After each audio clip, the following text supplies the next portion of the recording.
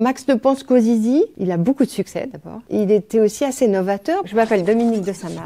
Je suis connue pour être l'autrice de Max et Lily, mais pas que. Je suis née il y a très longtemps au Maroc. J'ai fait des études de sociologie, mais que j'ai assez vite abandonné pour devenir hippie et partir découvrir le monde. Et ma vie a basculé le jour où je suis rentrée au journal Astrapi. Donc je suis très vite devenue chef de la rubrique parents-enfants. J'ai écrit 200 sujets sur ces problèmes. J'ai écrit des docu-fictions sur la santé. J'ai travaillé avec Serge Bloch, le dessinateur de Max et Lily, et Pascal Gallimard, qui est mon éditeur d'aujourd'hui. Et je me suis spécialisée dans la relation parent-enfant. Donc à Astrapi, j'ai publié une bande dessinée qui s'appelait « Mon copain a été suivi ». Et j'ai eu le prix de la Fondation pour l'enfance pour cette bande dessinée, ce qui est assez rare dans un journal. Et le jour de la remise du prix, j'ai rencontré Marceline Gabel, qui m'a proposé d'écrire une brochure pour le ministère de la Santé sur les abus sexuels pour les enfants, qui s'appelait « Le permis de prudence ». Et donc à Astrapi, je me suis intéressée à la rubrique parents-enfants en raison surtout de mon enfance, ma jeunesse. C'est vrai que j'ai été élevée par une mère seule. Mes 2 parents étaient orphelins, il y a eu un divorce. J'ai eu un frère qui est tombé malade, qui est devenu dépressif et schizophrène, qui s'est suicidé après. Mais moi, j'ai l'impression d'avoir passé mon enfance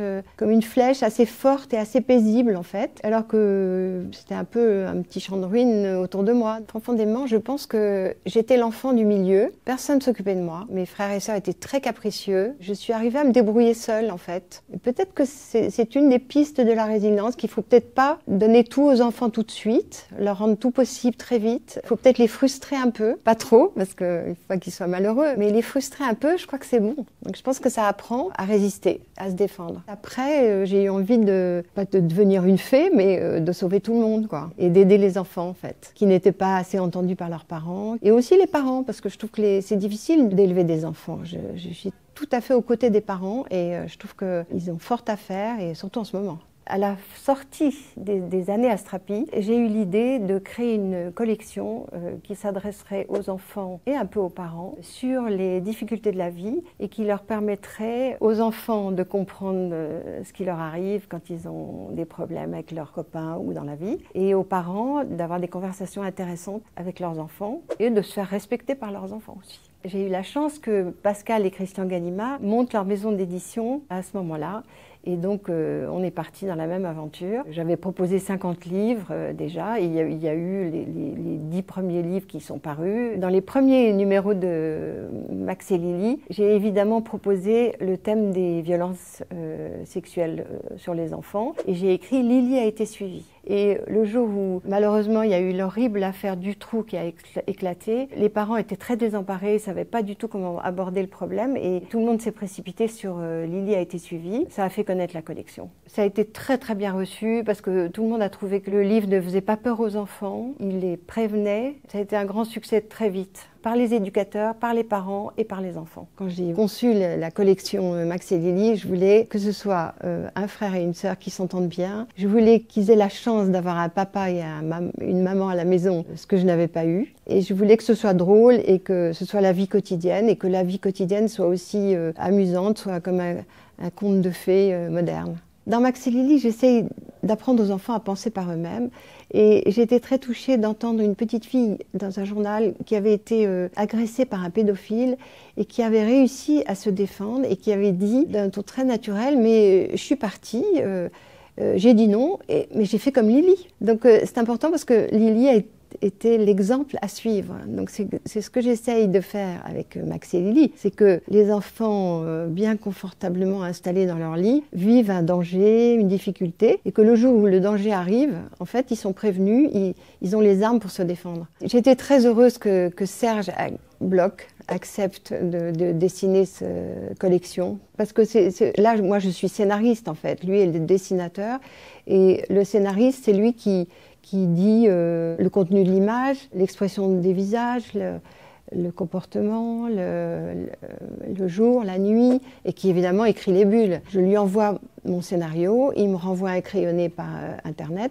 On ne se voit pas beaucoup, mais on se fait confiance. Plus tard, j'ai été rejointe par mon mari, qui est éditeur et cinéaste, Renaud de Samar, et qui m'aide à écrire les scénarios, et c'est beaucoup mieux. Et on fait une équipe, et vous voyez, Max et Lily, c'est une histoire d'amitié et d'amour. Les sujets, depuis toujours, sont reliés à la vie des enfants et à l'actualité. Pour revenir aux années 2000, puisque c'était le début, par exemple, celui sur le racisme, c'était le numéro 24, et Max et Kofi sont copains. Celui sur la protection de la nature, c'était aussi au début, c'était fait sur le tri des déchets, c'était le début de l'écologie. Max et foot jeux vidéo, c'était sur l'addiction aux écrans. Max embête les filles, c'est sur l'égalité filles-garçons. Max ne pense qu'aux zizi, il a beaucoup de succès d'abord. Il était aussi assez novateur, qu'on puisse parler aussi franchement et le mettre en titre surtout. J'en ai fait aussi un sur la sexualité féminine. Il y a Alex est handicapé aussi, c'était aussi assez novateur comme livre et j'ai été très fière parce que la ville de Soissons l'a commandé et l'a donné à chaque enfant de chaque école pour changer le regard sur le handicap. Vous avez compris que j'étais très attachée aux problèmes de divorce et de famille recomposée. Et donc là, j'ai fait la suite de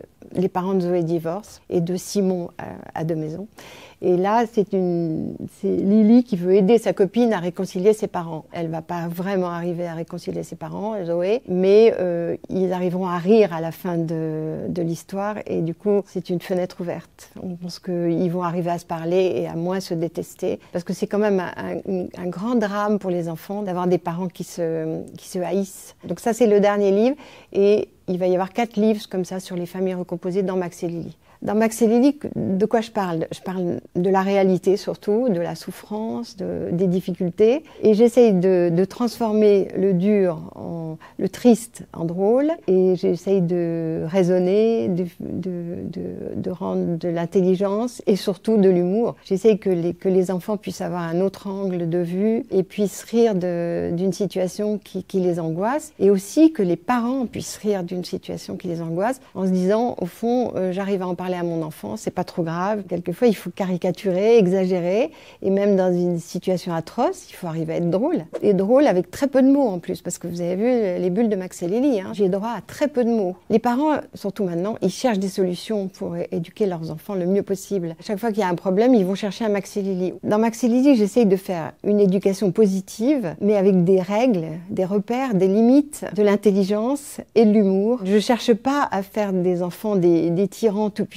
Je veux juste qu'ils apprennent à vivre en bonne intelligence avec tout le monde, avec leurs copains et avec leurs parents. Il y a un enfant qui m'a dit l'autre jour, il m'a dit « Moi, ce que j'aime dans Max et Lily, c'est qu'on apprend ce qu'il faut faire et ce qu'il ne faut pas faire. » Donc voilà, c'est une sorte d'éducation à la vie, en fait, d'école de la vie, peut-être. Sur les réseaux sociaux, je reçois beaucoup de messages d'enfants qui ont grandi avec Max et Lily, des étudiantes qui travaillent sur Max et Lily maintenant dans les universités. Et ça me touche beaucoup et les parents me demandent des conseils pour éduquer leurs enfants. Avec mes 130 Max et Lily, je suis un peu dans toutes les familles, mais je peux pas y entrer physiquement. Et c'est vrai que c'est ça que j'aimerais faire, c'est aller dans chaque famille et les prendre dans mes bras et leur dire que je suis avec eux. Qu'est-ce que j'ai fait d'autre? J'ai fait une campagne pour la tolérance, pour l'UNESCO, des grandes affiches formidables. J'ai fait des brochures pour les enfants leucémiques pour des hôpitaux. J'ai participé à une émission de radio à RFI. J'ai fait aussi une bande dessinée pour expliquer aux enfants la schizophrénie, qui est téléchargeable gratuitement sur mon blog. C'est bon, on a tout dit là, j'ai l'impression que j'ai tout dit là. Hein. C'est mieux qu'une psychanalyse.